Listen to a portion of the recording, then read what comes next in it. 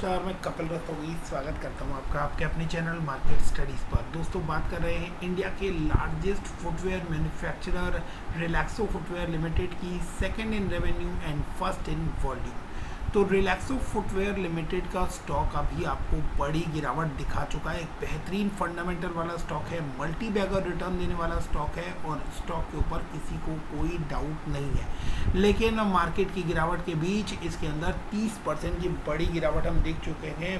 Premium के ऊपर trade करता है, 103 का पी रेशियो है, 24,000 करोड़ की मार्केट कैप है और 1448 का हाई लगाने के बाद स्टॉक जो है करेंटली आपको 964 के ऊपर ट्रेड करता हुआ नजर आ रहा है। कुछ इंपॉर्टेंट लेवल्स बन रहे हैं चार्ट के ऊपर, उसके बारे में बात करेंगे, लेकिन उससे पहले कुछ बेसिक फंडामेंटल्स समझने की कोशिश करते हैं।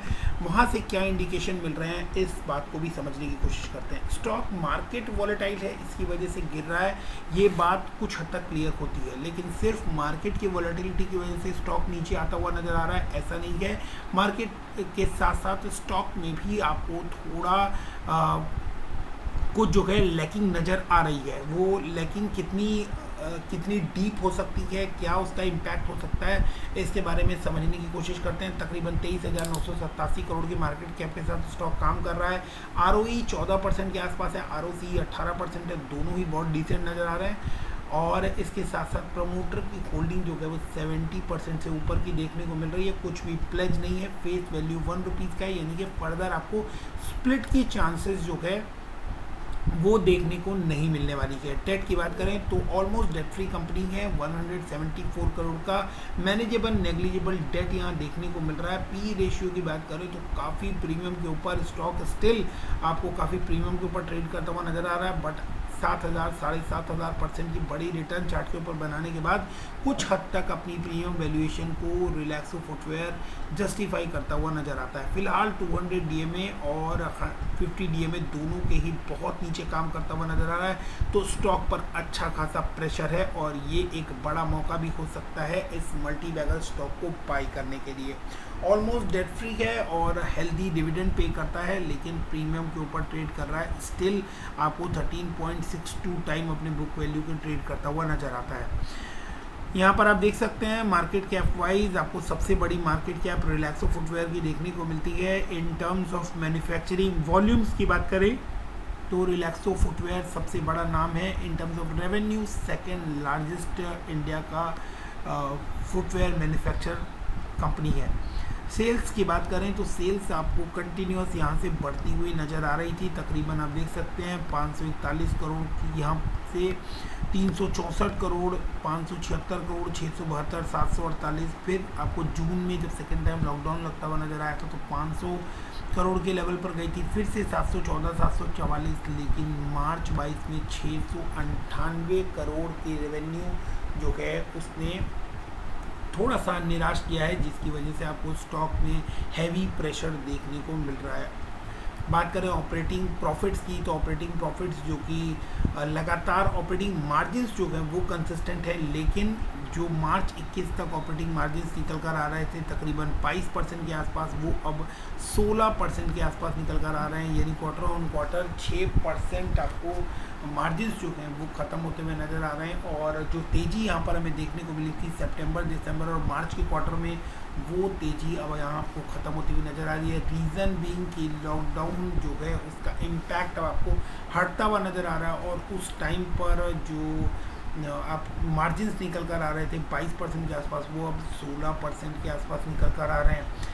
बात करें नेट प्रॉफिट की तो नेट प्रॉफिट 63 करोड़ का देखने को मिल रहा है। प्रीवियस क्वार्टर में 70 करोड़ था और मार्च 21 में 102 करोड़ का प्रॉफिट था, तो रिजल्ट जो है वो भी काफ़ी निराश कर रहा है, जिसकी वजह से आपको स्टॉक के अंदर दबाव बढ़ता हुआ नज़र आ रहा है। तो ये एक शानदार मौका भी हो सकता है एक बेहतरीन स्टॉक में, अगर थोड़ा सा दबाव बढ़ता हुआ नज़र आ रहा है तो ऐसे में स्टॉक के अंदर बाइंग स्टार्ट करनी चाहिए, क्योंकि अगर सब कुछ अच्छा रहेगा तो स्टॉक जो है वो आपको दबाव में आता हुआ दिखाई नहीं देने वाला है। स्टॉक में और कोई प्रॉब्लम नहीं है।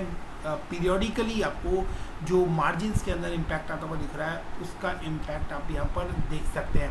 बात करें ईयर ऑन ईयर बेसिस पर, तो रेवेन्यू आपको डेफिनेटली बढ़ता हुआ नज़र आ रहा है 2653 करोड़ का, जो कि प्रीवियस सभी ईयर से आपको ज़्यादा देखने को मिल रहा है। लेकिन उसके अलावा मार्जिन्स जो है वहाँ आप देख सकते हैं कि 21% 17% के मार्जिन यहाँ पर देखने को मिल रहे हैं प्रीवियस 2 ईयर्स में, और अब की बार आपको 16% का मार्जिन देखने को मिल रहा है, जिसकी वजह से आपको प्रॉफिट्स के ऊपर पूरा प्रेशर आता हुआ दिखाई दे रहा है। 233 करोड़ का नेट प्रॉफिट यहाँ हम देख पा रहे हैं, जो कि प्रीवियस ईयर 292 करोड़ था और उससे पहले 226 करोड़ था। तो लास्ट ईयर जितना बेहतरीन प्रॉफिट हुआ था उसके अगेंस्ट में हम देखें तो यहाँ पर आपको 292 करोड़ के अगेंस्ट में 233 करोड़ का प्रॉफिट देखने को मिल रहा है। तो प्रॉफिट डाउन हुआ है। आप सोचिए प्रॉफिट डाउन हुआ है तो रिलैक्सो जैसे स्टॉक की इतनी पिटाई हो चुकी है कि स्टॉक जो है वो 1500 रुपये के लेवल से 950 रुपये के लेवल्स पर आपको आता हुआ दिखाई दे रहा है। इतना बेहतरीन स्टॉक, तो जो हल्का सा प्रॉफिट कम होने पर स्टॉक की इतनी पिटाई करते हैं मार्केट में, तो पेटीएम या जोमेटो जिनके अंदर प्रॉफिट ही निकल कर नहीं आ रहा है, वहाँ पर आप कैसे उम्मीद कर सकते हैं कि स्टॉक जो है वो आपको जब तक उसके अंदर प्रॉफिट आता हुआ नज़र ना आए तब तक आपको उसके अंदर पैसा डालना चाहिए या उसके अंदर कोई सस्टेनेबल ग्रोथ आपको देखने को मिल जाएगी। तो ये इंडिकेशंस जो हैं ये भी हमें समझने होंगे कि इंडियन मार्केट जो है वो लगातार अगर आप प्रॉफिट कर रहे हैं, कंसिस्टेंट प्रॉफिट निकल कर आ रहा है, तभी आपको मार्केट के अंदर वैल्यूएशन मिलती है। तो रिलैक्सो के अंदर अभी आपको जो बिकवाली आती हुई दिखाई दे रही है उसके पीछे एक्सटर्नल और इंटरनल दोनों ही रीज़न, दोनों ही फैक्टर जो है वो काम करते हुए नज़र आ रहे हैं। यहाँ क्लियर कट देख सकते हैं क्या बेहतरीन स्टॉक है। स्टॉक प्राइस CAGR 46%, 32%, लेकिन लास्ट 1 ईयर में 14% का माइनस CAGR देखने को मिल रहा है, और कंपाउंड प्रॉफिट ग्रोथ भी 20% से आपको डिटेरिएट होती हुई दिखाई दे रही है। वहीं 10 इयर्स का रिटर्न ऑन इक्विटी 20% के आसपास है, जो कि 18%, 17%, 14% लास्ट ईयर देखने को मिल रहा है। तो ये सारी चीज़ें जो है वो इंटरनली और एक्सटर्नली इस समय स्टॉक के अंदर आपको जो है वो प्रेशर क्रिएट करती हुई नज़र आ रही है। हालांकि बैलेंस शीट बहुत ही स्ट्रांग है, रिजर्व्स जो हैं वो 1735 करोड़ के रिजर्व हैं, और बहुत ही मैनेजेबल डेट हैं। 200-250 करोड़ के रेंज में पहले डेट्स आपको नज़र आ रहे हैं, वो अब 174 करोड़ के देखने को मिल रहे हैं।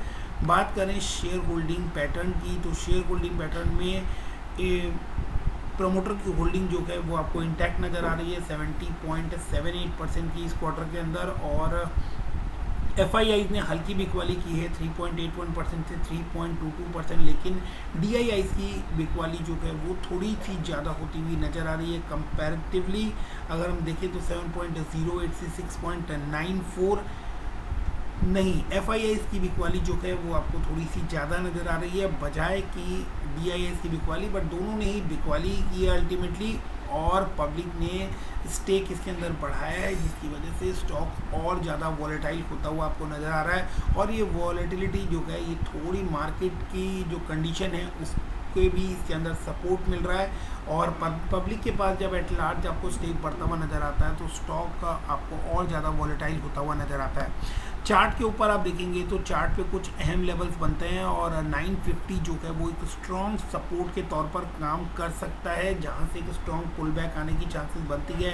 RSI फिलहाल आपको 26 के ऊपर आ गया है, जहां जो कि ओवरसोल्ड यहाँ पर इंडिकेट कर रहा है, और यहाँ से आपको रिकवरी की एक पूरी चांसेस जो है वो बनती हुई नज़र आ रही है। पुल बैक की एक अच्छी चांसेस बनती हुई नज़र आ रही है, लेकिन ये पुल बैक कैसे आएगा और कब तक आएगा इसके बारे में समझने की कोशिश करते हैं। तो बॉलिंजर बैंड जब हम देखते हैं तो बॉलिंजर बैंड में लगातार आप देखेंगे कि लोअर बैंड जो है उसको टच कर स्टॉक आगे बढ़ता हुआ नज़र आ रहा है। अब इन लेवल्स के ऊपर ध्यान देने वाली बात यह है कि यहाँ जब तक ये लोअर बैंड को टच करता हुआ नज़र आएगा तब तक आपको स्टॉक के अंदर तेज़ी नज़र नहीं आने वाली है। यहाँ पर आप देख सकते हैं लगातार अब ये लोअर बैंड को टच करता हुआ आगे बढ़ रहा है, तो जैसे ही ये लोअर बैंड को छोड़ता है इसके बाद आपको स्टॉक के अंदर मोमेंटम आता हुआ दिखाई देगा। एक बार ये जब यहाँ से अगर पुल बैक लेता है, क्योंकि RSI यहाँ सपोर्ट करता हुआ नज़र आ रहा है कि अब ये ओवरसोल्ड जा चुका है, तो यहाँ से एक रिकवरी की चांसेस बनती है, और अगर ये अपने बॉटम को छोड़ता है यहाँ से ये 950 के लेवल से वापस से रिकवरी लेता है तो आपको स्टॉक के अंदर तकरीबन 1150 रुपये तक के लेवल, इनिशियल लेवल के ऊपर देखने को मिलेगा, जो पुल बैक इसके अंदर आता हुआ नज़र आ रहा है। और 1150 रुपये के बाद हल्का रेजिस्टेंस 1150 रुपये के लेवल पर देखने को मिल सकता है। उसके बाद स्टॉक के अंदर वही मोमेंटम, वही तेज़ी बनती हुई नज़र आ सकती है। लेकिन शॉर्ट टर्म में स्टॉक जो है वो वॉलेटाइल रह सकता है, माइट भी आपको इस रेंज के आसपास आपको स्टॉक का काफ़ी टाइम तक इन लेवल्स के ऊपर भी कंसोलिडेट करता हुआ नज़र आए और उसके बाद ही आपको तेज़ी देखने को मिले, क्योंकि मार्केट में काफ़ी बिकवाली आ चुकी है, स्टॉक काफ़ी अच्छा करेक्ट हो चुका है, जो रिज़ल्ट का इम्पैक्ट है वो भी काफ़ी हद तक कंसीडर हो चुका है इसके अंदर। तो मार्केट में अगर रिकवरी आती है तो डेफिनेटली आपको इस स्टॉक के अंदर भी एक बड़ा पुल बैक देखने को मिल सकता है, एक अच्छी रिकवरी देखने को मिल सकती है, जिसके बाद स्टॉक जो है वो आपको 1150-1200 रुपये का शॉर्ट टर्म में और मिड टर्म के अंदर तकरीबन 1400-1450 रुपये तक के लेवल्स आपको बनाकर दे सकता है। मिलते हैं अगले वीडियो में, तब तक के लिए stay fit, stay healthy, stay invested. और कोई सुझाव या कमेंट हो तो कमेंट सेक्शन में जरूर दीजिएगा। Thank you very much.